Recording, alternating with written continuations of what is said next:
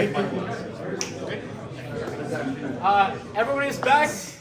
Okay, silence, please. We're gonna reconvene. I don't want to get stuck till midnight. Okay, so everyone is back. I hope. Okay. All right.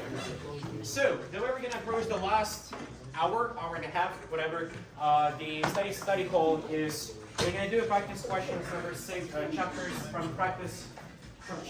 Practice questions 6 and 7. Okay, and then we're gonna move on to the theory of chapter 8. Do practice questions from that chapter, and we're gonna stop the recording and we'll post it as is, and we're gonna take out previous midterms. Okay. Anybody has any questions? No questions. I hope you got a good enough break. And all right, guys, let's start. I sent everybody an email with my study hall PDF.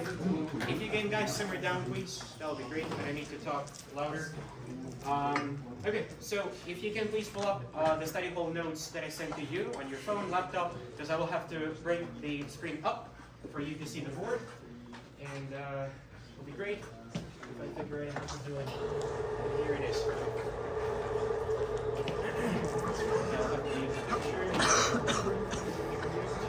Okay, so you will not be able to see the problem, so pull up your phone, laptop, whichever that is. Okay, so basically I included in my PDF file a little bit of practice questions. I was rushing in my last 3 days working on the content of the study code, so when I come back home today, I'm going to put more practice questions from different textbooks of material science, and I'm going to post it on my website along with solutions, the same drill as for MTL300. And but for now, we're going to solve only 2 per chapter. So 2 questions from chapter 6, 2 questions for chapter 7, theory, 2 questions for chapter 8, and we're officially done with study hall before we go to midterms. Okay. So I took these questions from Callister textbook. Okay. So let's see if we can practice them. About the level of your questions for your midterm. So I would say personally that multiple choice questions are going to be more tricky than the long problem solving questions. On your equation sheet right here, you only have a handful amount of equations. They're very simple. So if you know, the most amount of confusion is going to happen in chapter 8 when there's a whole bunch of KIC, KI. You just have to know what each variable means. That is it. The rest is just going to be you putting like into one single equation, grade whatever 6 or 7, just figuring this out, calculating, and probably there's going to be a system of equations. That's just maximum what might happen. Yeah, because I would definitely be more worried about the multiple choice questions. And this is why all my study halls are all about theory, mostly about theory, because this is just what is important for multiple choice questions and overall for your future in the industry, okay? Okay, let's pull up question number 2 from the PDF notes. So a cylindrical metal specimen having an original diameter of 12.8 millimeters and gauge length of 50.8 millimeters is pulled in tension until fracture occurs. The diameter at the point of fracture is 6.6 millimeters, and the fracture gauge length is 72.14 millimeters. Okay, calculate the ductility in terms of percent reduction in area and percent elongation. So, question straightforward. You guys have on your equation sheet percent reduction area equation? Do you? Percent array? You do? Oh, beautiful. Okay. So let's write down what is given. For your midterm, I'm not sure who's going to be checking the midterms. It might be TAs or it might be prof, but the way I would recommend you to be safe, organize your questions appropriately. Don't just simply give me numbers. And you have to put your units, okay? So make it organized. If I see, for example, 1 and there's some 0.5, no units, nothing, I'll be taking marks up. And this is not because I want to, but because I have to, because there are going to be grading rubrics for the midterm exam, okay? So please, obey the conventional... So, yes. So the questions, the calculation questions, yeah. It's multiple choice. They're all multiple choice. They're all multiple choice. So do we get marked all multiple choice. like the process, or is it just the final answer? Okay, if that's so, because I thought you have long problem questions. No, it's like 22 Just theory 30 multiple questions? choice, and then 7 Okay. calculation multiple choice. Well, basically, this is perfect for your multiple choice questions. You basically, in that case, disregard, but like, you should not forget about it. But yeah, disregard basically, then it doesn't really matter. Basically, what matters at the end is which circle or which you pick mark. So yeah, okay. Oh, thanks for letting me know. Okay. Okay, in that case, let's solve the question. We have percent reduction area equation.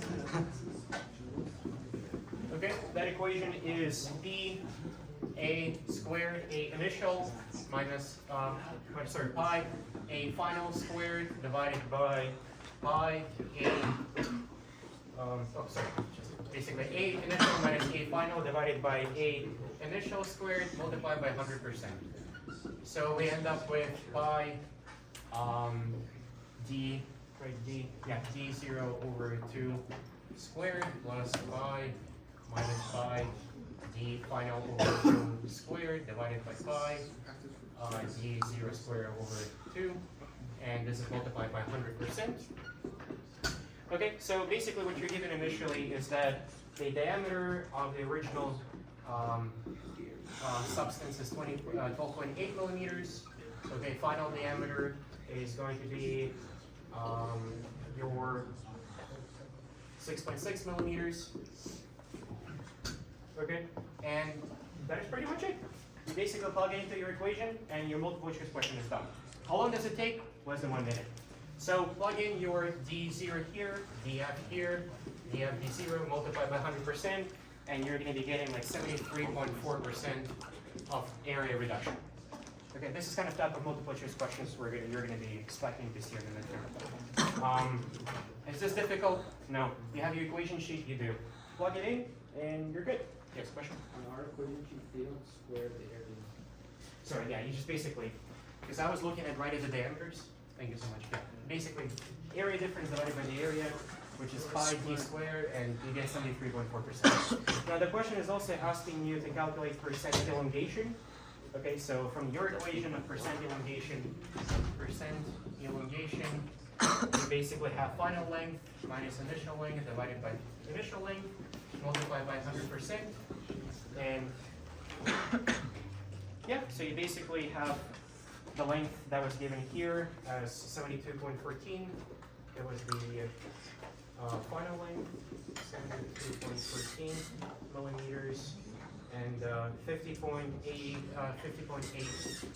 was your initial length. Plug that into your equation, you're going to be getting 42% elongation. Okay? Straightforward. So basically, plug in chalk and play. Nothing difficult. So that's going to be chapter 6 type of question. Percent array, percent delay. Yep. All right. Another question from chapter 6. Also very simple one. This is what could be a little bit more complicated. You basically have to introduce systems equations. Let me erase this problem. So this is the next problem. For a brass alloy, the following engineering strengths produce the corresponding plastic engineering strengths, and we have a table over there.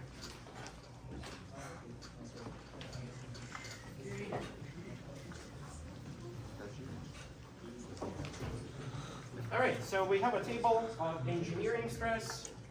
So we call it sigma E, and it's 235 megapascals, and we have 250 megapascals, and we have engineering strain, which is 0.194 and 0.296.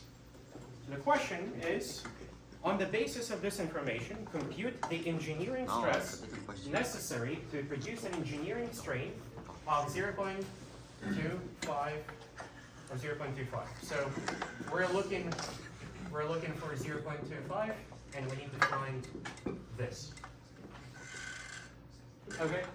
Basically, what we need to do is we need to recall, because basically the way we approach this question is we're gonna use engineering to true stress conversion, and then we're gonna go back in the plastic region, okay, to basically figure out what was our stress. So the way we approach this problem is we write down the equation of true stress, engineering stress, okay, which was sigma T, sigma 1 plus epsilon, okay, and this epsilon engineering stress, okay. Now you should have this equation in your equation sheet, do you? This equation? True stress to engineering stress. No? Okay, well, memorize it. It's pretty simple. It's basically stress multiplied by the sum of 1 plus epsilon. Okay? All right, so basically what you write down is a system of equations. So it should be very simple. You basically multiply 2, 3, 5 from over here. You multiply the 1 plus 0.194. That's going to be equal to your first true stress. Then you have 250 megapascals multiplied by 1 plus 0.296. Okay, that's going to be your true stress. From there, we can also use this equation, ET natural logarithm of 1 plus E. Okay, that's engineering stress. And this is another equation. Basically, it's the same as basically this, but you just don't have any sort of strain here. Natural logarithm of 1 plus engineering stress, if you want to convert back to true stress. So you do your system of equations for this one. So for this sigma true one, you get 280 megapascals. Again, this for sigma T2, you get 3 to 4 megapascals. Okay, that's the first step. Second step, you have to convert your strains from engineering to true strain. So this is the equation we use. This is step number 1. This is step number 2. Okay, you figure out your ET1, your ET2. So natural logarithm of 1 plus this, then 1 plus this.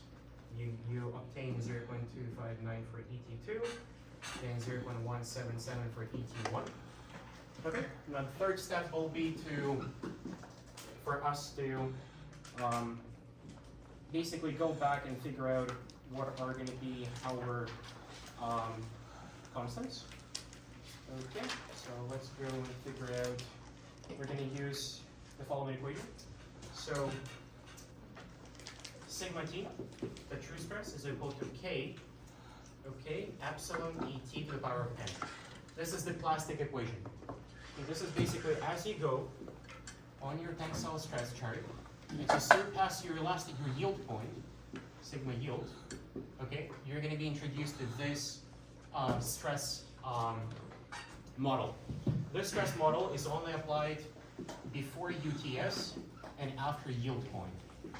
Only after yield. So this behavior of your material is obeyed by this equation. Okay, it's constant times the epsilon, the true stress, multiplied, or the power of n. These two numbers are your constants. Okay, we have to figure out in these problems what are the constants. This is a very good question for like a pretty solid multiple choice question. You do have to spend about 2-3 minutes on this one, and this is kind of what you expect because you have 1.5 hours, so you can ace your multiple choice questions and then pretty much spend your time on these ones. So pay attention. Again, basically the entire question is we are given the engineering stresses and engineering stresses. Let's say we measured them on our tensile machine, okay? But somehow we lost the data. We don't know what to do. Well, luckily we have some data left from our elastic region. Basically, these are the points that you have. And let's say you want to figure out how my material would behave if it was loaded beyond the yield point. So let's say this aluminum or whatever that is went somewhere here. So you want to figure out what my engineering stress would be at this point, knowing only my elastic region stresses and strains. Okay? Basically, that's what you have to do. You have to convert from engineering stress back to true stress, then to true strain, and go to plastic equation to figure out what's going to be your stress. Okay? So now this equation, we have figured out what were our true stresses and true strains. Now we have to go to plastic region. So in the plastic region, this is the equation that we get. So we have to take logarithm. Okay? We're taking the logarithm and base of 10. So logarithm of sigma t is equal to logarithm of k plus n logarithm of epsilon t. Okay, logarithm of a to the power of b is just b logarithm of a. Okay, don't forget the basics. Okay, now as we're here, this is a new equation formed over here. Okay, so what we're going to do from here is we'll have to form a system of equations. So that will be step number 4. Okay, so we form a system of equations. Very simple. You basically plug in all your values that you obtained from 280 to 35. You plug in your 0.177, 0.259 into here. And the reason for system of equations, 2 unknowns, 2 equations. We can figure it out. In your calculator, you can easily figure it out. Basically, it's logarithm of 280 base of 10. So in Europe, we usually have LG. I know in America it's log base of 10 and you disregard 10, but in Europe what we usually do is say this, so it's LG. So if you see me doing LG, it means it's a base of 10. Okay, LG of 280 equal to LG of K. K is a constant used for plastic deformation, same as N. You see how there's a power of something? That means that our system is no longer obeying linearly, right? It's going to be some sort of like curvilinear motion happening there. So this is why we have a constant, the power of something. So we have LG of K plus N logarithm of our true strain, which was what, 0.177? Okay, now we have LG of 324, which we calculated the second true stress.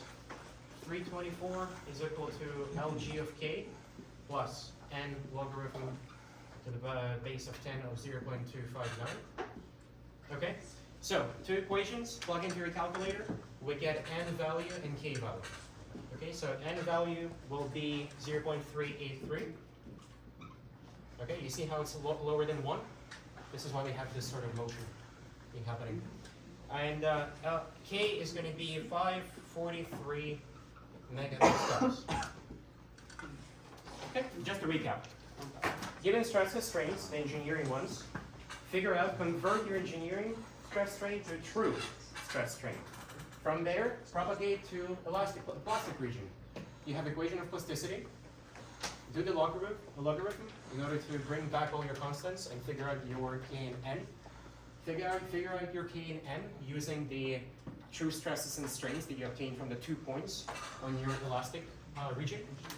And after that, you have these 2 points, and then we move on to calculating finally our engineering stress. Okay? So let's now convert the engineering stress that we got, that we need to find, the engineering stress from 0.25. Okay, so we need to convert, I'm going to write it down here.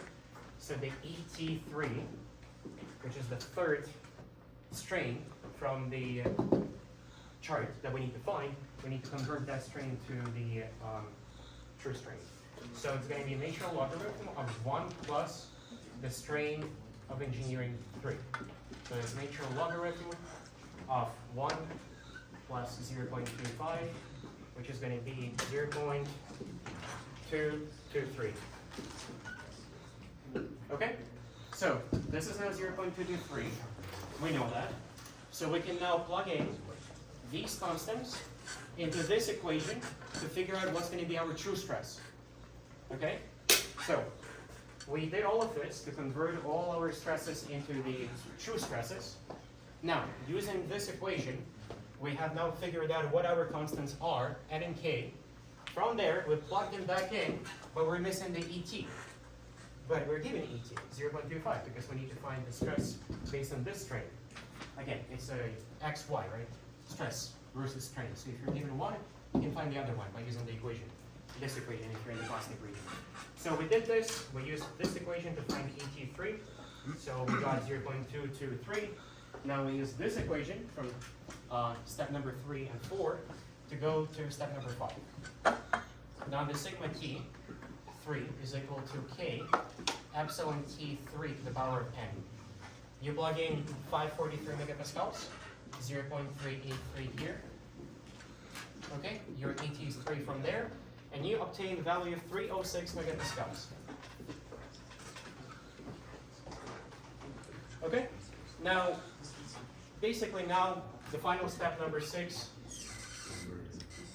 will be for you to figure out and convert back your true stress to engineering stress.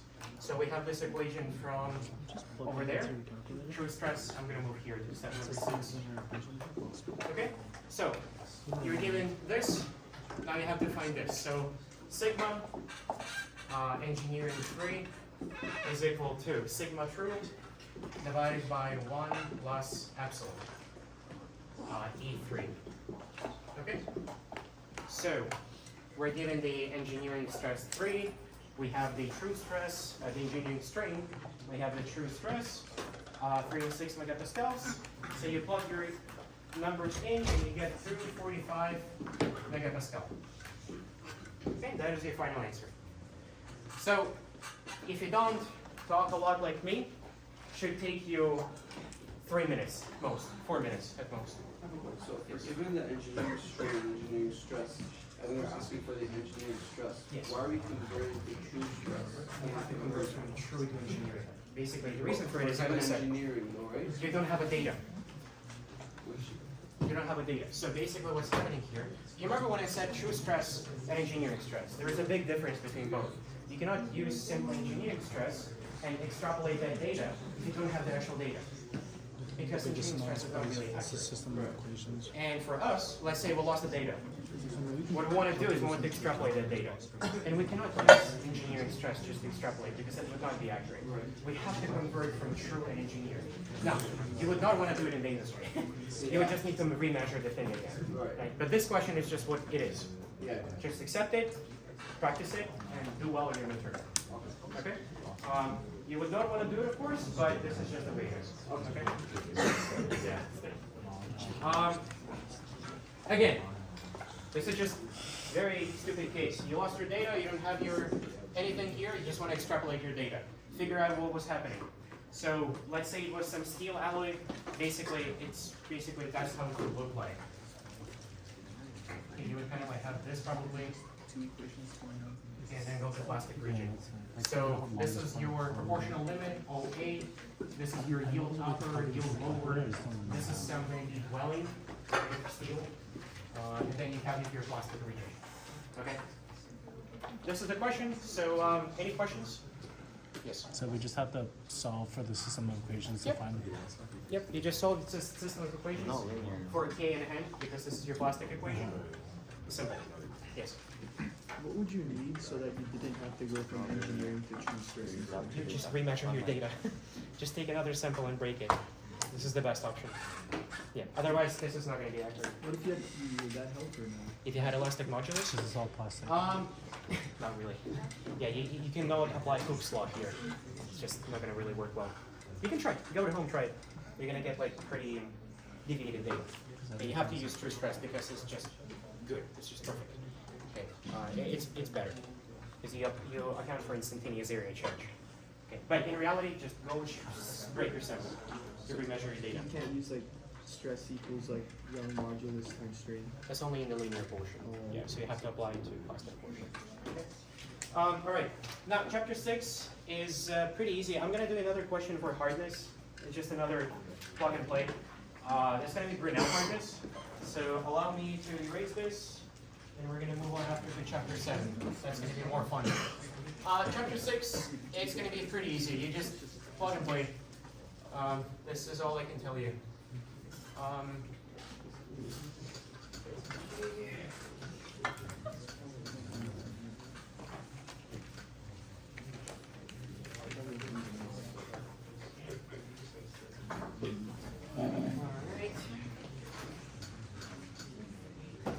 All right. So, Grinnell hardness. Also plug and play question. You basically just have to use your equation of Grinnell hardness. Yeah, okay, so this is the next question. A 10 millimeter diameter Grinnell hardness indenter. Okay, so you remember Grinnell hardness indenter? We have a 10 millimeter diameter bolt. This is 10 millimeters. This is what is used to penetrate your sample. So to those who did Grinnell test, remember you pump up the pump, okay? You increase the pressure to 3,000 pascals or 500 kilograms. 500 kilograms, that's your load. Yeah, and then you basically indent your sample like this. You create an indentation. Then you measure your diameter. Okay? It's literally the question from your experiment number 3 in your laboratory work. So, a 10 millimeter diameter Grinnell hardness indenter produced an indentation of 1.62 millimeters. So, the small d, we're going to call it 1.62 millimeters. Big D, capital D, is 10 millimeters.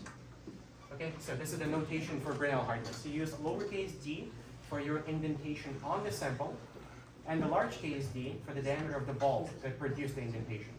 Okay, so that's capital case D. This indentation that produces this diameter is D. Okay? Don't mix them up. So D, then we have load, which we're going to call P of 500 kilograms. So in our experiments, we pump it up to 3,000 kilograms. Okay, here is 500 kilograms, and we need to compute the Grinnell hardness. Okay, what do? Go to your equation sheet. HB is equal to 2 times load divided by pi times big diameter and multiplied by big diameter minus square root of big diameter minus d squared lowercase. Okay, very simple. If you know how to use calculator, plug it in. 241 Grinnell hardness. Okay, that will be your answer for multiple choice question. Now the part B says, what will be the diameter of an indentation to yield a hardness of 450 HB when the same load is applied? Well, what you have to do is just isolate for a lowercase d. That's all you have to do. Okay, so this is just probably going to be another multiple choice question. A little bit trickier because you have to reform your equation. Basically, when you isolate for lowercase d, your equation will be as such. It's the square root of capital Case d squared minus d minus 2d divided by hb pi times d. And all of this is squared, so you'll probably lose about 2-3 minutes deriving this during your midterm, and you plug your values in. You do have everything. You have hb, then in part B was 540 hb. You have your diameter, which was 10 millimeters. You plug it in and you come up with 1.19 millimeters. A perfect, easy multiple choice question for you guys. Okay. Yep. Any questions about this? Straightforward. Okay. So, I expect all of you to do perfect on those 8 blocks of multiple choice questions. Okay. All right. Let's move on to chapter 7. I don't want to spend much more time in chapter 6. It's pretty easy. Chapter 7 is a little bit more challenging because you have to deal with crystal structures, and a lot of people don't remember how to use crystal structures terminology, Miller indices. Okay, chapter 7. So, I saw what Professor did in his review, and I've heard that he just showed you guys the problem. He didn't solve the problem. We're going to take up the same problem. We're going to talk about this problem. We're going to decompose it and try to understand what is happening there. Okay? So, chapter 7. First question. Consider a single crystal of silver oriented such that a tensile stress is applied along a 0, 0, 1 direction. If slip occurs on 1, 1, 1 plane and in a 1, negative 1, 0, 1 direction, and is initiated at an applied tensile stress of 1.1 megapascals, compute the critical result shear stress. Okay, so a couple of assumptions. First, silver. We assume it is a perfect crystal. Okay, it's a perfect crystal, so we have to refer to chapter 7, perfect crystal, Schmidt law. Okay, it's called Schmidt's law.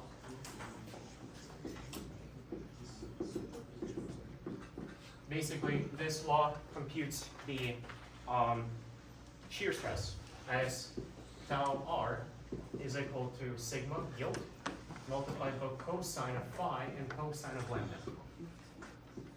Okay, this is the Schmidt's law, and this is your Schmidt's factor.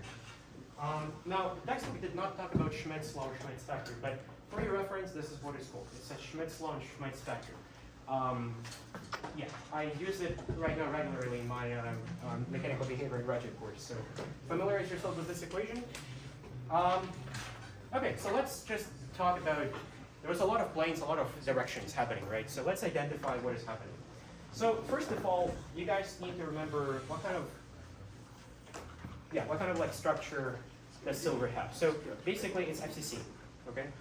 So we have a crystal unit, a unit cell, okay, we need to draw in order to understand what planes, what directions are undergoing the slips. Okay, a little bit.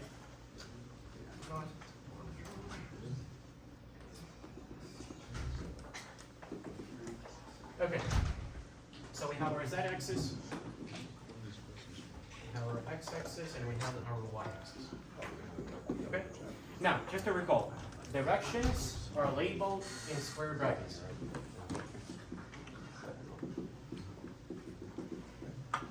Directions. Planes, regular parentheses, okay? This is planes.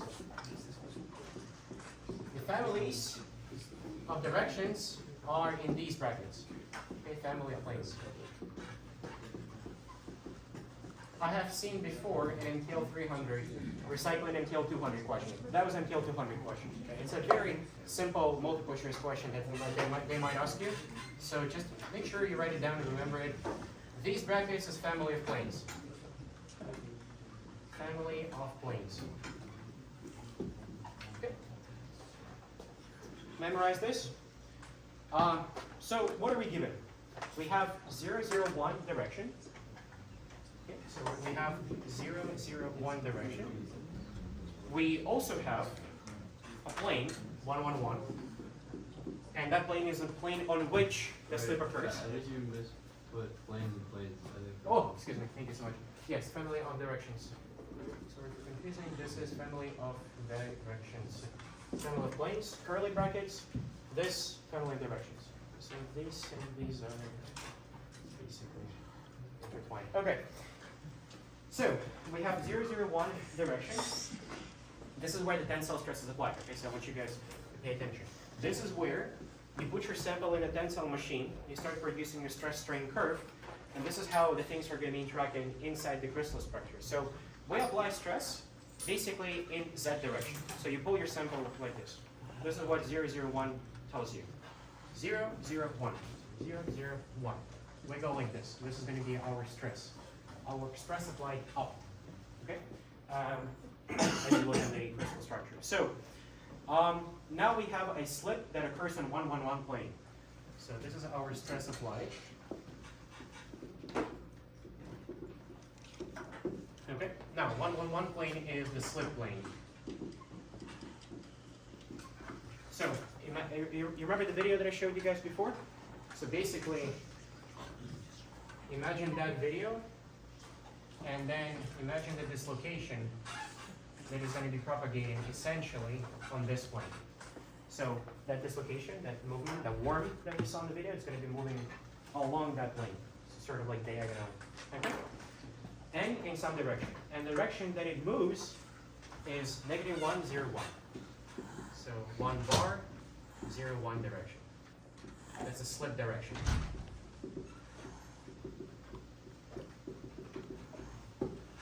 So slip plane, slip direction, form slip system. So this is slip system.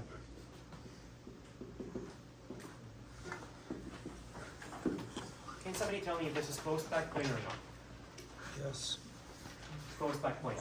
This is on, right? So this is closed back plane.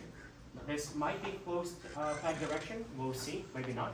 It depends on the angles that are produced between your phi and lambda.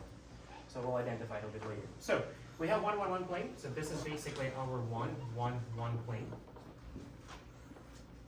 Okay. Do you want me to repeat how we got this 1, 1, 1 plane? Yes, okay. Last time, this is MTL200 stuff, okay? I don't want to deviate. So, okay, I'm going to go here. So, the way you form your planes, and you should know how to do this, because let's say we do DCC structure, and you're asked to, I don't know, do 1, 1, 0 plane. Okay, on your midterm, you should be able to do it. So, you start from the origin, call it O. For planes, you go from the origin to all the axes. So you have 1 is your X, Y, and Z. You go from the origin to 1, from the origin on Y-axis to 1, and from the origin on Z-axis to 1. So you go from here to here, from here to here, from here to 1.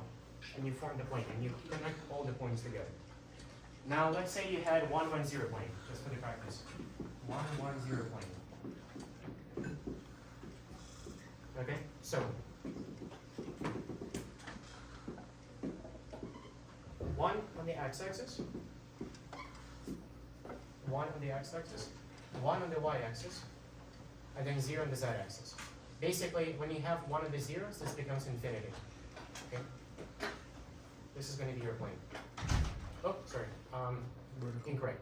It has to be the diagonal plane. This is going to be parallel to the z-axis. Okay? This is your plane. 1, 1. And since this is parallel to the z-axis, because you don't move anywhere on the z-axis, and if you are on the z-axis 0, that means it's infinity when you do the reciprocal. Basically, that means that your plane is going to be parallel to the axis that is 0. So it's z-axis. Okay? For example, 1, 0, 1.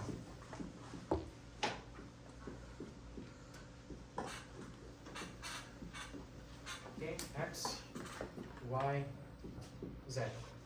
So 1 here, 1 there, 1 there. Okay? Now that has to be parallel to your y-axis.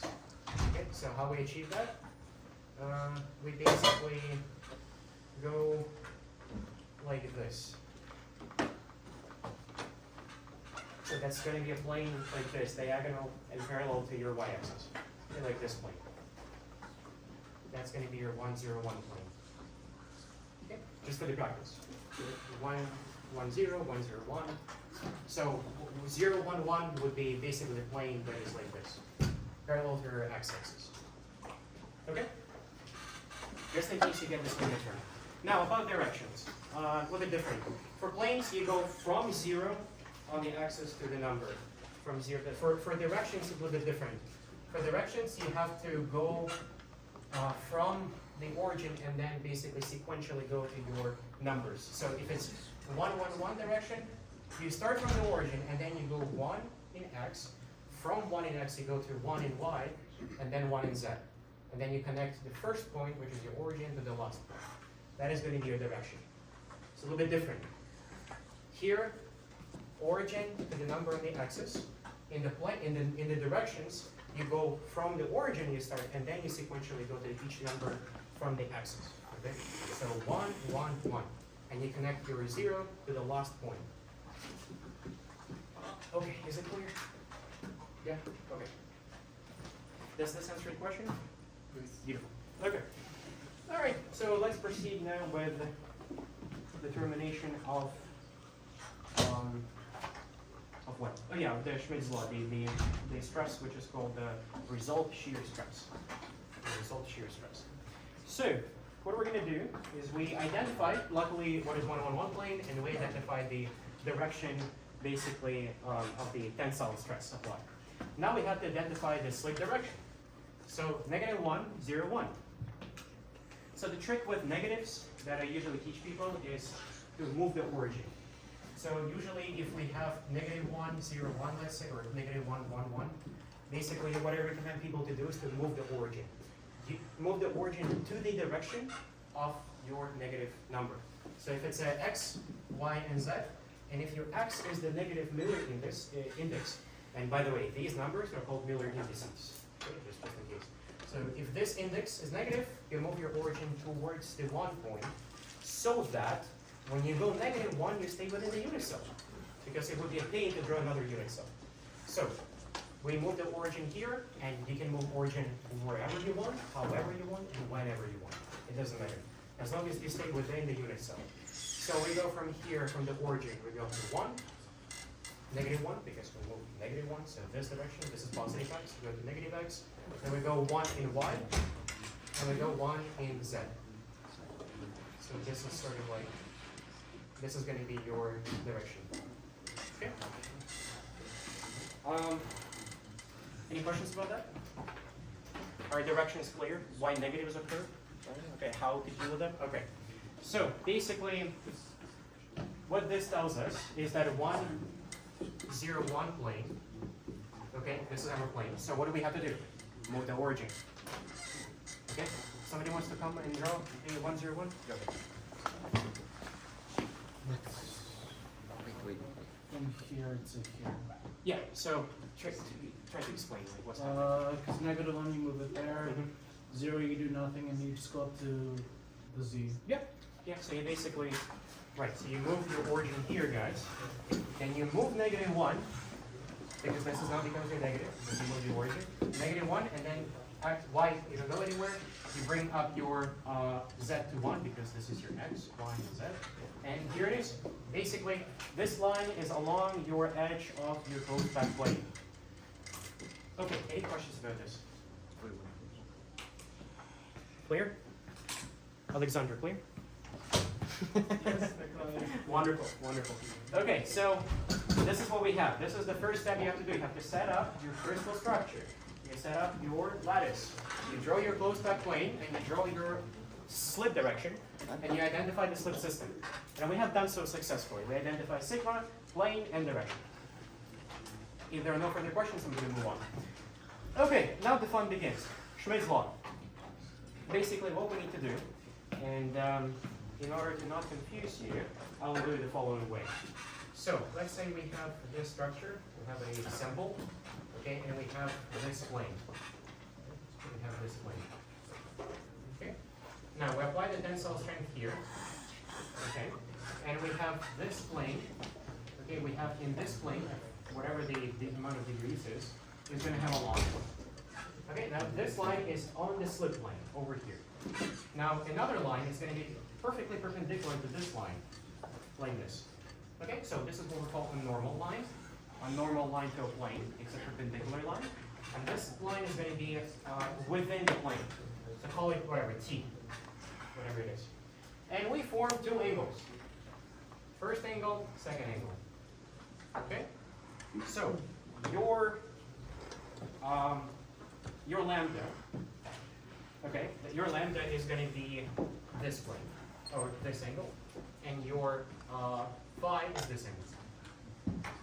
Now, what is happening here? Imagine you rotate this entire unit cell, okay, and you basically put it here. This is what's happening. This is your 1, 1, 1 plane. This is your 1, 1, 1 plane. This is your triangle, right here. Then you apply tensile strength. So you apply this stress over here. Okay? The same way you apply is here. You basically go and apply the stress. Okay? Then you form basically one line that is normal and one line that is within the plane. And the line that is within the plane is 1 bar 0, 1. We actually know this line. And we know what is sigma. And we know sigma is 0, 0, 1. We know this line. We know the line that is within the plane because this is the 1, 0, 1. We drew this line over here. It is on the triangle, on the edge, so this means that this line belongs to the plane, the slip plane. So we can confidently say that this line is going to be within this plane and draw it as is. The only thing that we don't have is the normal line. The normal line is we have to go back to crystal structure and identify the Miller indices for the n vector. Okay? So basically this is the line that goes like this. So this is the line that penetrates the triangle and goes through perpendicularly to that line. Okay? So, any clue how to figure out n? Yes? I just want to clarify, so this line is normal to the surface? Which line? N vector? The one you drew? Yes, that has to be normal to the surface. Yeah, perpendicular. Okay? Yes. Wait, so the stress applied, is it at the top where it's like a perpendicular circle, or is it at the slip plane? So can you repeat your question? Like the stress applied, right, at 0, 0, 1? Is Yeah, that, yeah, the stress applied is not perpendicular to a circle. It's going to be at 45 degrees. Okay, but based on this, basically perfect crystalline, you So know, from the center of the assumption circle? From the center? from the center of, yeah, from basically from here. But like, it doesn't matter. It's a uniformly applied load. So whatever surface you have is going to be just all the tensile stress on that surface. So it's a uniformly distributed load, but we treat it as a point source, point load. It doesn't matter. Just disregard it. Right? Yeah. So it doesn't matter in this problem. Any clue on how to figure out n vector? Come on, guys. Yeah. Question to the audience. Yes. Question, would it be one? Yeah, no, I think- Okay. Could be. Any other? Yeah, but dot product, plane, That's too much. You can just visually identify it pretty much. Right? Any other clues? Yeah. 0, 1, 1. Okay. Accepted. What else? Normal vector, is it not just the Miller indices for Yeah. Yeah. And I'm asking what are the indices? 1, 1, 1. Okay. Anything else? I don't remember exactly, but I think it's the inverse of the plane. The inverse of the plane. Something like that. Okay. So basically, guys, the verdict is 1, 1, 1. The reason for it is because it's pretty simple. Okay, triangle. You go normal to this surface. Okay, oh, it's a diagonal. What crosses the? Okay, you have square. Okay, you have this line. That's a diagonal. So imagine I take a two-dimensional look at this guy, and I see this diagonal, right? Now, for me to identify the normal to this surface, it's just another diagonal that crosses the previous diagonal. And these diagonals cross at what? 90-degree angle. Okay, so it's going to be 1, 1, 1 direction. You don't need to do any dot products, cross products, whatever the hell you learned before. It's just simple. You do visual inspection. This is going to be the direction that is perpendicular to your slit plane. 1, 1, 1. 1, 1, 1. Okay? Question? Yes? If it's a more complicated plane, could you use like a cross product, like a piece of it to get the normal? You could, but I don't expect it to be like very crazy on you. Yes. You would definitely be able to make a visual inspection on what the plane is. Okay, let's say this plane was not 1, 1, 1. Let's say this plane was basically flipped from one of the family of planes. And let's say this plane was like this, right? This plane. Let's say it's the triangle that is this. Not this way, but this way. What would be your normal vector? Just simply this. It's just you're going to have different negatives. You're going to have like, okay, what's this going to be? This is going to be like -1, -1, 1. That is going to be your diagonal normal thing. The sign matters because as you go to the equations of lambda and phi, you'll have to plug in those numbers. So sign does matter. So please make your visual inspections clear. Okay? Any questions about this? Because I'm going to move on. After this, it becomes easy. This is the challenging part. It's just remembering the MTL300 stuff and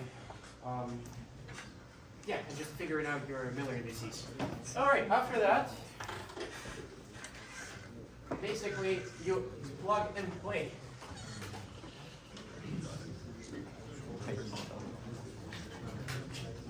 So this question is one of the challenges in the midterm, definitely. You'll probably get one. I'm not sure, I haven't seen it, but you might. Like ideally speaking, if you do everything right, it should take you maybe 6, 7 minutes. It's not going to take a lot of your time, but do practice. The best practice I would tell you, I actually might put a little bit of a practice on my PDF file. It's not going to be from the textbook. I will just give you random planes, random directions, and you can calculate your own angles and shear stresses, okay? Just for the practice. All right, let's finally do it. It's already 9 p.m. God damn it. Lambda.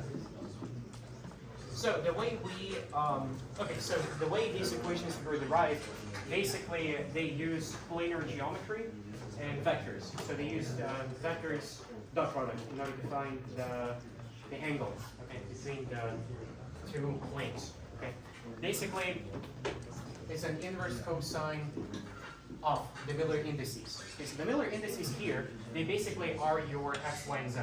So treat it as a vector. It is your vector. Treat it as a vector. So you go with u1, u2. So I'm not going to call it u. I'm going to call it x1, x2 plus y1, y2 plus z1, z2. And guess what? This is dot product. Okay? So this is basically what you do is you, and we're looking for lambda. So this is going to be your slip direction, angle between the slip direction and your normal stress applied. You're looking for this lambda. So it's basically t vector times sigma vector divided by the square root of sum of both. So another sum identity. Okay, divided by the square root of x1 squared plus y2 squared plus z3 squared. So this is basically the length of your vector t. Okay, and then length of vector sigma. Yeah, so literally dot product. Okay, dot product function equation is a times b and split equation. Yes, so the angle between the dot product, right? The cosine of alpha, let's say this is alpha, and this is A, this is B, and you're looking for the angle between both vectors, okay? This is cosine alpha equal to basically A vector dot with B divided by the absolute value of A and absolute value of B. This is the equation, okay? Whichever calculus that was, this is the equation. And we're doing this right now. But instead, for us, cosine of lambda is T cross, T dot sigma divided by absolute value of T, absolute value of sigma. This is the equation. Now, the equation for phi. Cos of phi is what? N vector dot with sigma vector divided by absolute value of n multiplied by absolute value of sigma. That is it. You do this, two equations. When you expand, obviously those are coordinates, so you have to expand it and do x, y1, z1, x2 squared plus y2 squared plus z2 squared. And this is the first equation you plug in. Lambda is equal to inverse cos of. Okay, so what was our t vector? Okay, basically -1, take proper notation, -1, 0, 1. So sigma vector 0, 0, 1, just a normal stress in the z direction applied. Okay, so plug in x -1 multiplied by 0 plus 0 times 0 plus 1 times 1 divide by square root of blah blah blah, and you end up with angle basically of root 2 over 2, square cos of root 2 over 2, just for 45 degrees basically. Okay, this is 45 degrees. Yes, question? Question, do you have to do all that, or will you drive the 45 from the ground? Okay, well, as I said, sometimes these planes might not be a perfect 45 degree. Sometimes they might not. This is just convenient. Doesn't have to be. Could be 44. Okay, that especially is important when you work in different crystal structures. If you go to BCC and you're given like a 101 plane, if you have like this plane, because this is the closed back plane, the most of the closed back planes in BCC, right? Because you do have this, center, and this. This is the most closed back plane in BCC. So if you're given like some direction of, I don't know, like this is your closed back plane in direction, that's already 45. Or it might be, I don't know, do your calculations. Do practice. I'm going to send you a lot of practice of these questions with different crystal structures and silk planes. Anywho, 45 degrees here, we go with phi, and you go through the same endeavor of your dot product stuff, and you end up with a number of 54.7 degrees, okay? So here we observe that the two angles are different, the normal plane is different, so basically this is what it is. Okay, well, we have cosine of lambda, we have cosine of phi, and returning back to Schmidt's law, this beautiful gentleman over here, okay, we're given luckily the stress that is applied to our material, the tensile stress, which is sigma in the 0, 0, 1 direction, is 1.1 megapascals, which is about 160 psi.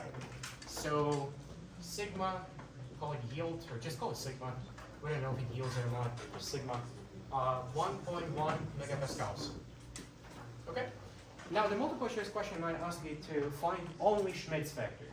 And Schmidt's factor from the Schmidt's law is just the multiplication of cosine of phi and cos of lambda. Okay? Schmidt's factor.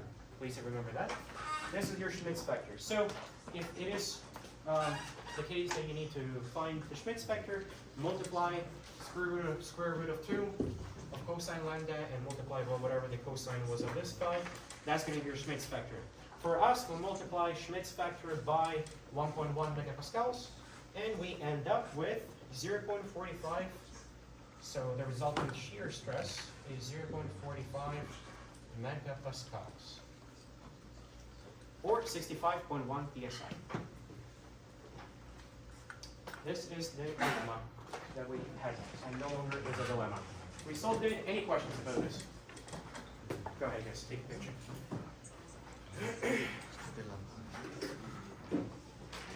No questions? clear? Okay, good. I like hearing that.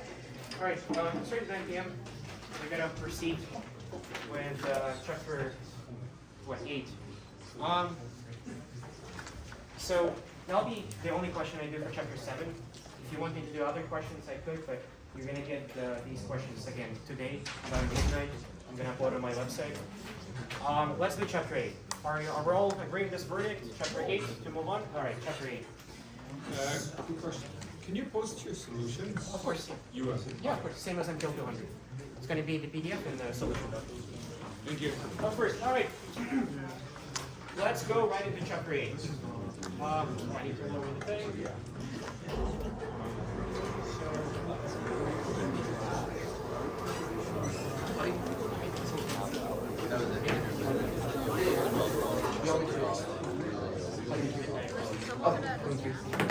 Okay. Is that finished? Lay down on the keep it down while you analyze. He's like, I'm not down, bro. I'm up 6-3 right now. Yo, you know what's crazy? I'm playing this guy. Our assists were you're fucking used. Yo, our assists were like 6. Is that for, And dude, all my players Alright, guys. get injured. Let's get through it. Chapter 8. Now, chapter 8, we're not going to spend a lot of time on it. It's pretty simple, it's just a whole bunch of equations. Good, thank you. Fracture mechanics. So, basically, the first part of chapter 8 is just us discussing what are various types of failures that occur in the material, right? So, as we go in the tensile, in the stress strain curve, right? As we determined before, as we go through the outward elastic, we go to plastic region, and we have discussed basically plastic region so far. We have discussed plastic region quite extensively. And now, we are concerned about the third region of our stress strain curve, which is a failure. A failure region. So, elastic, which is the resilience energy, okay, just to remind you. Elastic, UTS, sigma yield, proportional limit. Just as a refresher for you guys. And this is how we're fractured. Okay, now we're concerned about what is happening here. We have discussed these two regions. Now, what is this? So, fracture mechanics is basically a field of material science that analyzes the fracture mechanisms and fracture surfaces. What you do when you break your sample, when you snap your sample, you go to the scanning electron microscope, to the lab, and you start analyzing the fructography. Fructography is the surface analysis of your fracture surface. This is what the fracture mechanics does. And there is a special separate graduate course for fracture mechanics. It's like this thick book of like integrals and all this stuff, so pretty crazy. For us, we're only concerned about two ways the metal break. An MTL300 undergrad course is ductile and brittle. So you guys should have done by now tensile, stress lab, and what was the other called? Charpy impact testing, right? The pendulum swinging and the samples breaking. In both cases, they break. And in all the cases, I asked my student to take pictures of the fracture surfaces, right? Yes. So those who did well, they put them. Those who did not, well, that's unfortunate. So basically, ductile and brittle, we can analyze the texture of the surface that broke, and basically deduce whether the sample was in this kind of manner, it had plasticity, or it did not, if it just snapped right away. Like ceramics, like glass, they all spontaneously break. And basically, ductile is obviously high toughness. The metal is tougher. It has higher area under the stress strain curve. High ductility, strain, function of temperature, strain rate, and stress state. And I want you guys to please memorize these three parameters: temperature, strain rate, and stress state. Okay, this might be a multiple choice question. Like, it might be creep. What is the creep a function of, or what is a ductility function of? It's a temperature, strain rate, and stress state. Okay, these are 3 important parameters.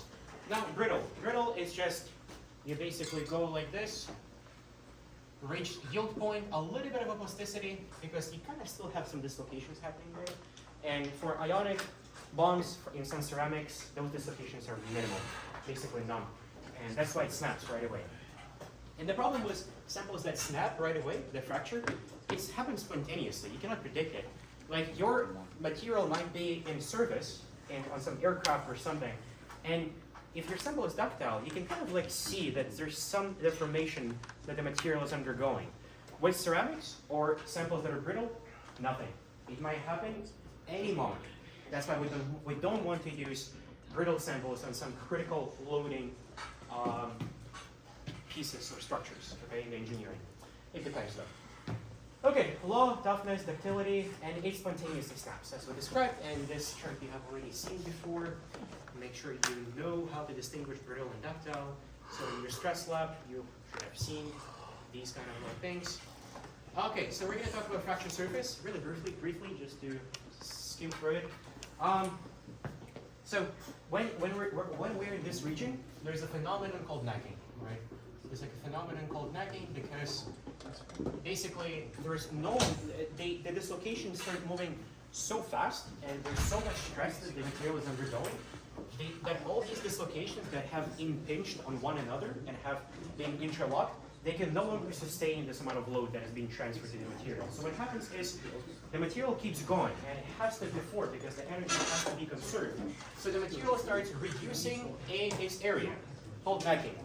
And what happens is, basically this is what you should have observed in your tensile lab. This is mostly what it should have been. This is too much extreme. This is like perfectly ductile copper.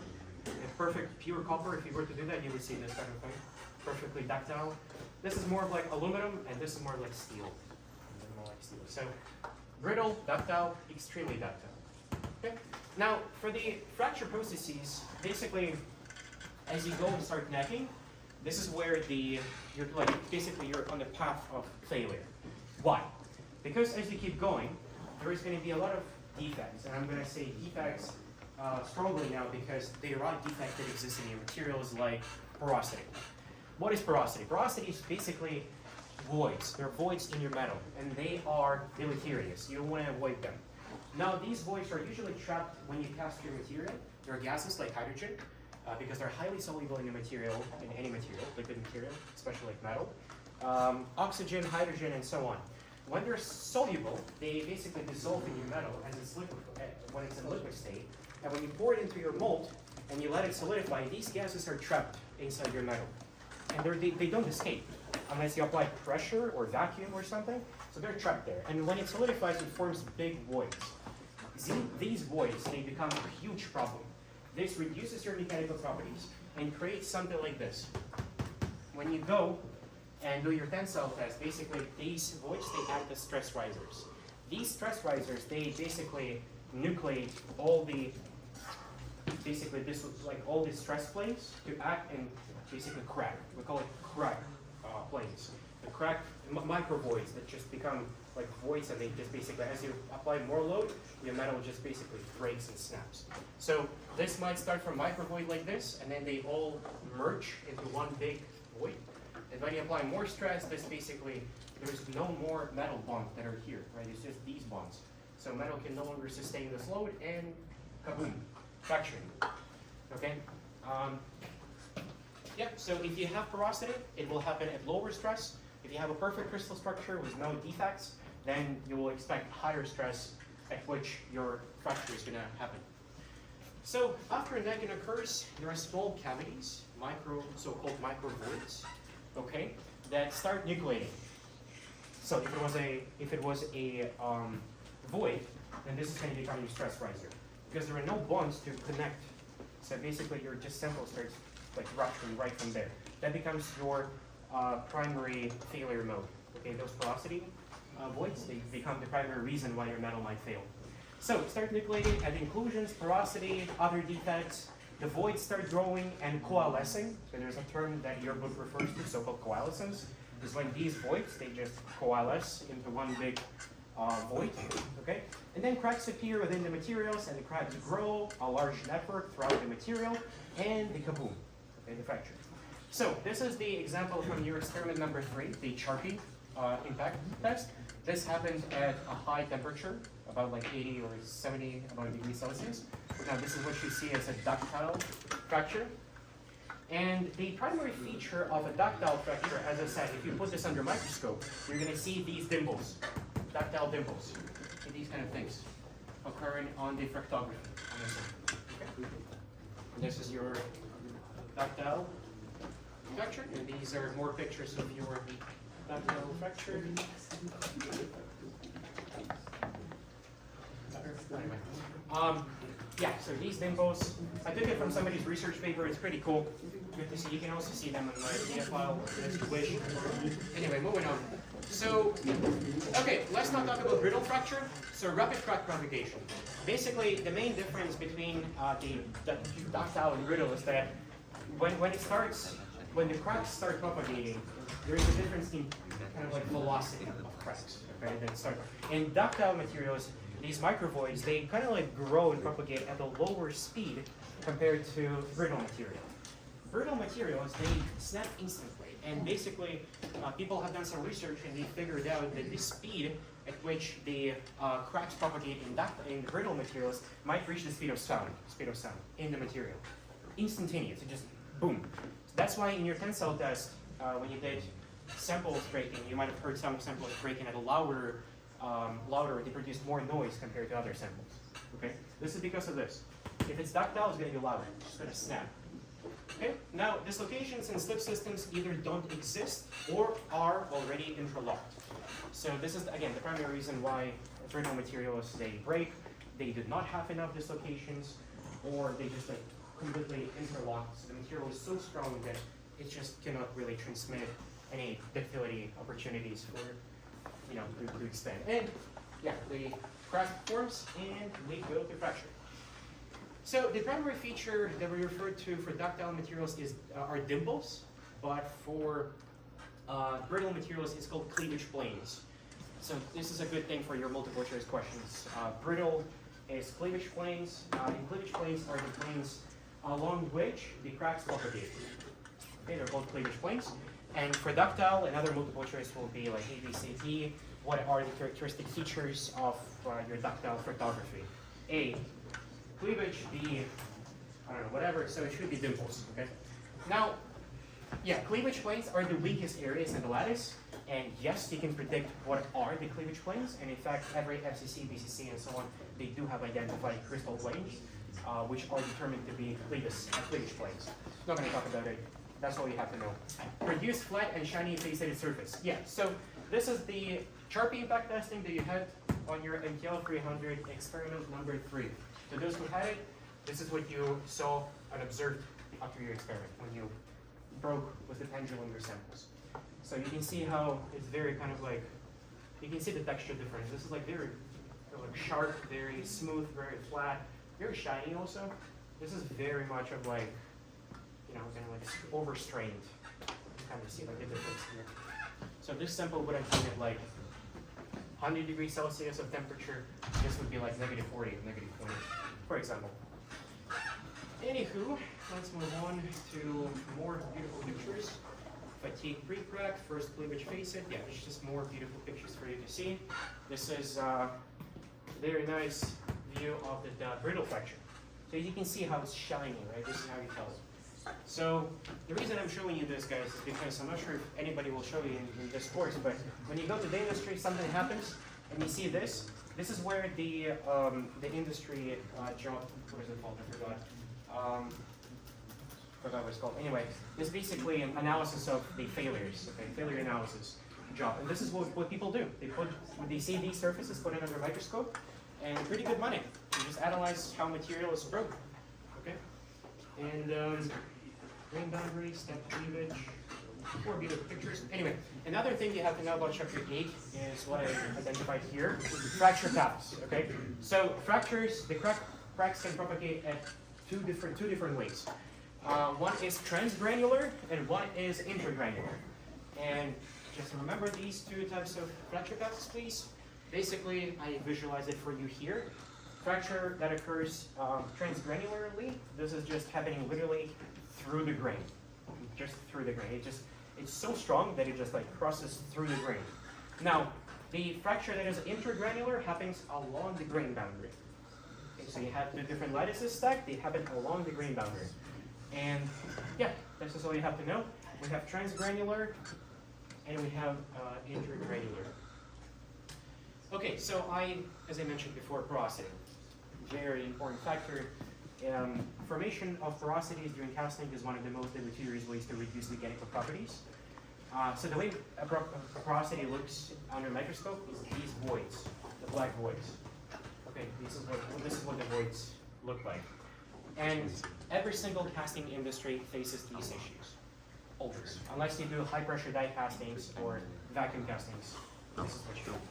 And these points are gonna basically, they're gonna become your stress risers and crack nucleations. So the cracks are gonna nucleate from these voids and propagate on cleavage planes intergranularly or transgranularly, okay?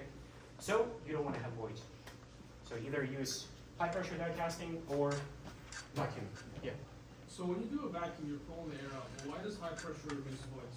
Because, okay, good question. Let's say you have a metal, you pour it in a mold, right? Now all these gases are dissolved there, right? So they're gonna be trapped.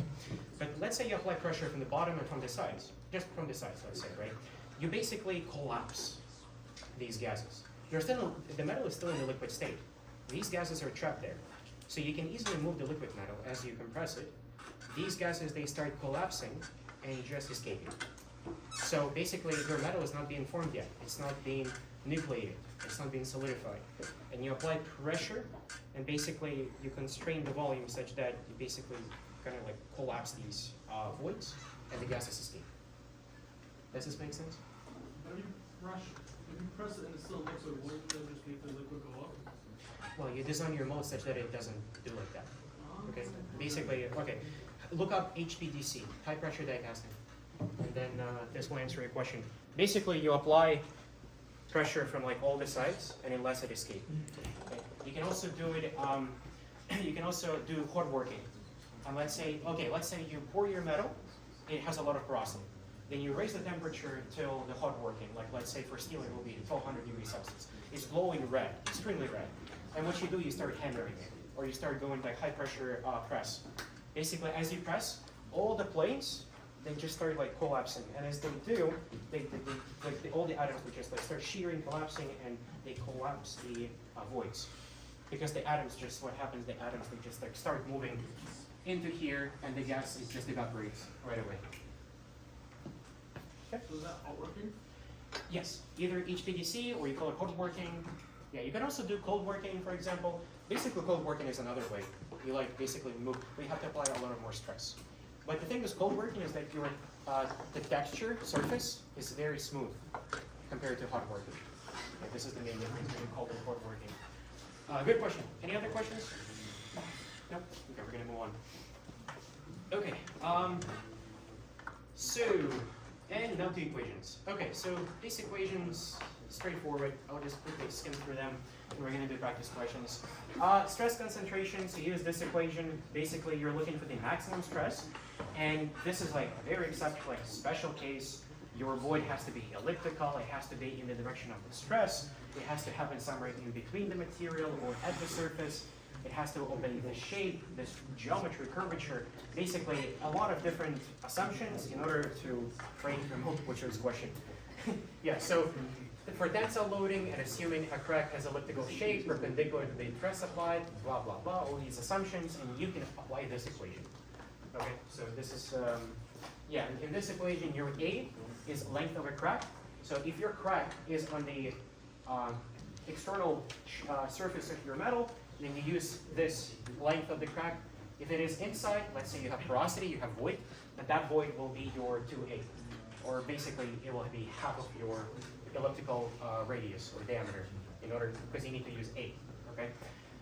Your radius of curvature is basically, again, this radius. Yeah, so basically if somebody has a question, let's say we have porosity in the metal, how hard it is to predict the kind of like this stuff, pretty hard. Yeah, but then there are statistics that exist, luckily. We can always play around with this stuff. Anyway, we have KT, which is our stress concentration factor. basically you rearrange the equation above, and you have this. It measures the degree to which an external stress is amplified at the tip of a crack.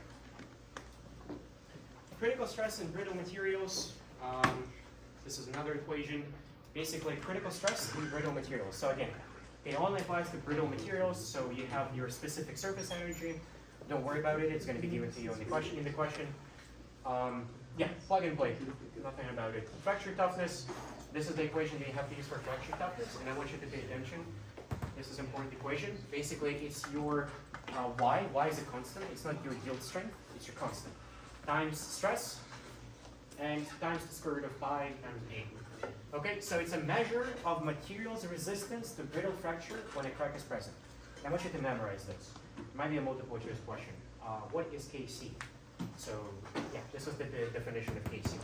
And it's a very important parameter, because when you go to component design, when you're going to be working on your projects, you'll have to calculate this as part of your preliminary calculations for your design process.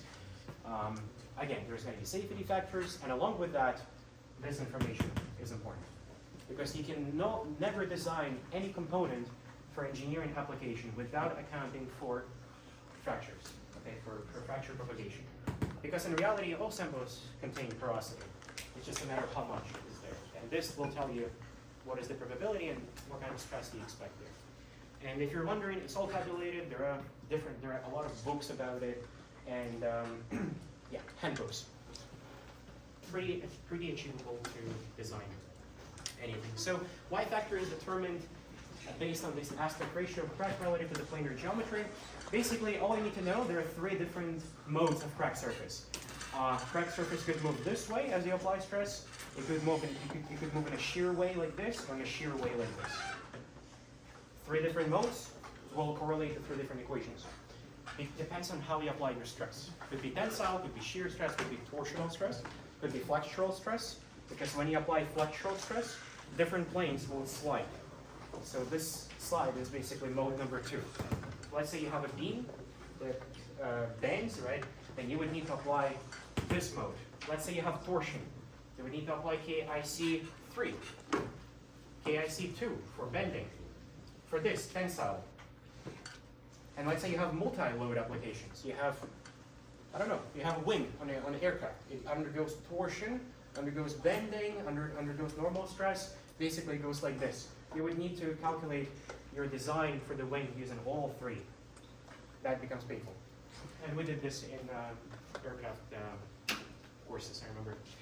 Anyway, for thick materials, where strain component is negligible for front and back of the crack, just more assumptions. You basically start assuming your sample is huge and thick, and then you have this micro void inside, just to make your equations easier for your course.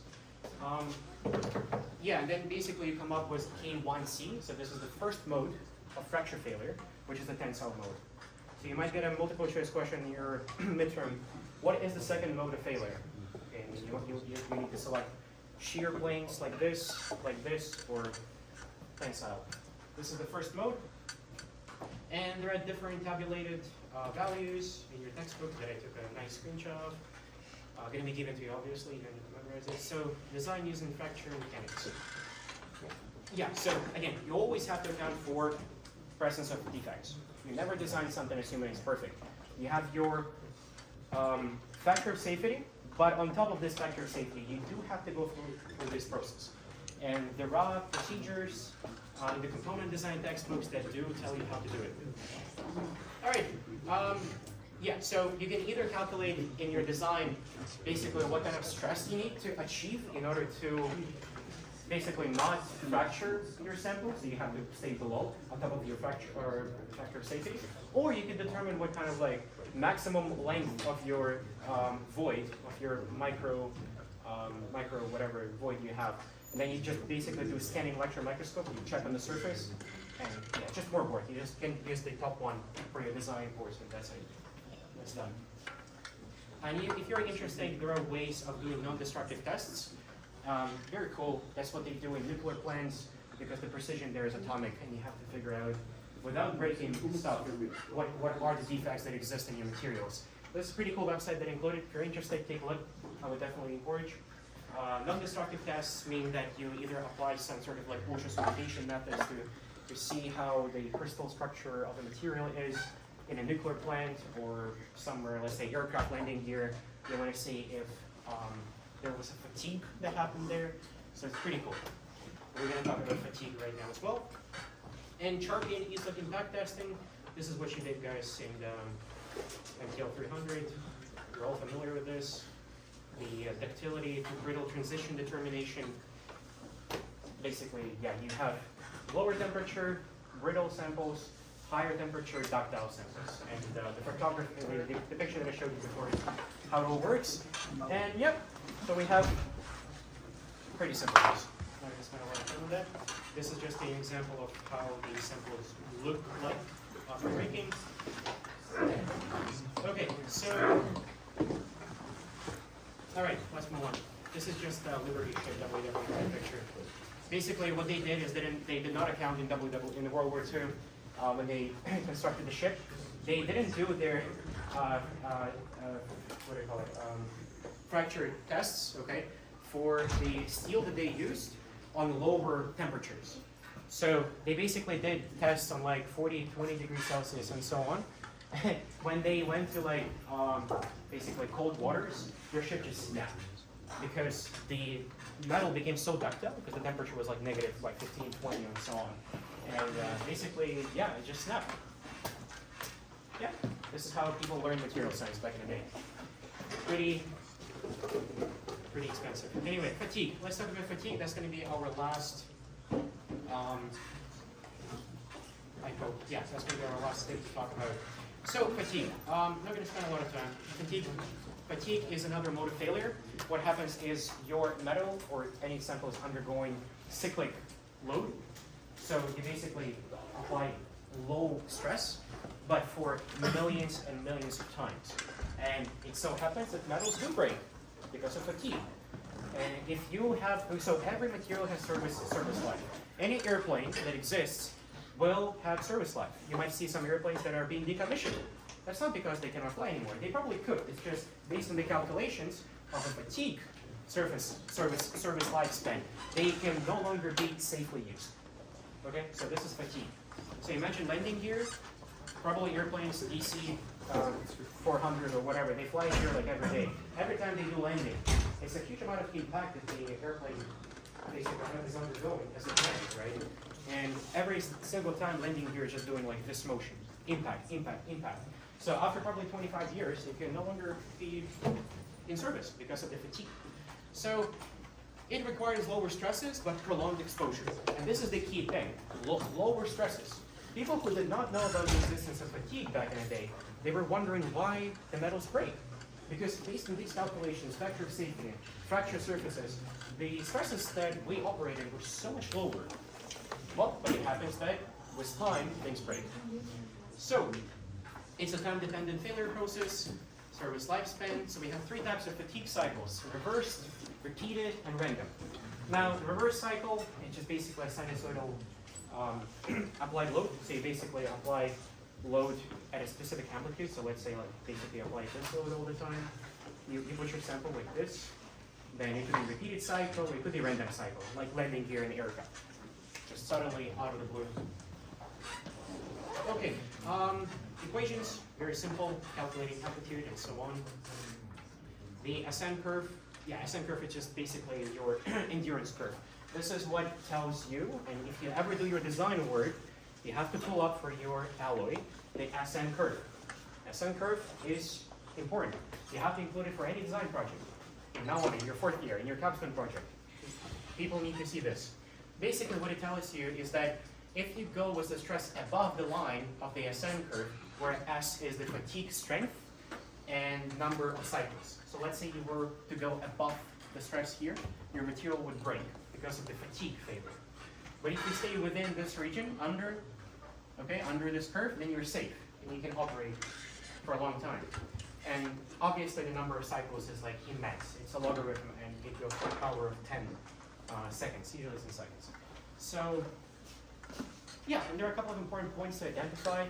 For steel, for non-ferrous elements, non-ferrous alloys, you're going to have your curve plateau basically at some point. If a plateau is there, then this becomes your endurance limit. Now for non-ferrous alloys, like a little bit of magnesium and copper and so on, you're gonna have not a perfect like transition and plateau, it's gonna be like curvy. So you do calculations and you identify the fatigue strength based on the amount of cycles and the strength. And that's what you have to know from this graph. I'm gonna go beyond that. Okay, there are more. I took this screenshot from your textbook. Yeah, fatigue endurance, fatigue strength, you can read about this. Yeah, so there are usually three important sections. Low cycle fatigue, high cycle fatigue, and infinite life. So basically, as you go here, this is just such a long time of load applied. Basically, yeah. This is why airplanes can operate for like 25 to 30 years, unless something happens, unless you don't land properly, like Ryanair does. Anyway, stress strain curve. Yeah, it's just a comparison between like your tensile load to a cyclic load of fatigue. And moving on. Yes, here I included like a picture for you guys that basically when you have fatigue, this is how the crack initiates. You have like a clear transition between when the fatigue crack initializes and propagates. Yeah, those people who do materials failure analysis, they are familiar with this stuff. Cool microstructure pictures. Environmental effects. I'm not sure why professor included this in their lecture, but so be it. You just have a couple of equations to care about. Creep. Creep is just, let's say you have tensile stress, tensile test, and you apply temperature. You raise the temperature. And you keep it homogeneous when you apply your tensile test. This is what you do. This is your creep. Or you could also do compression test under external temperature. A couple of beautiful curves, a couple of beautiful equations, the creep strain rate, all constants. Yeah, this is just your kind of thermal expansion thing, but it's applied to stress. Anyway, so creep is the mechanism driven by thermal activated processes, blah, blah, blah. You can read this stuff, guys. And another last equation that the professor wants you to use is so-called Larson-Miller parameter. Basically, let's say you don't want to repeat your tests for all your materials. In the industry, what they do, they collect a couple of data points, and they use this equation to extrapolate the data. This is all about it. All right, that is it. That is it for chapter 8. What I would like to do is I would like to not do questions for chapter 8 right now. They're very simple. I will post all the solutions to chapter 8 questions. They're extremely simple, like chapter 6 questions. But what we are going to do is we're going to take up past midterms, because we all need to go home. All right, well, to those who are watching the YouTube, thank you so much. Beautiful. I will see you on final study hall. Bye-bye.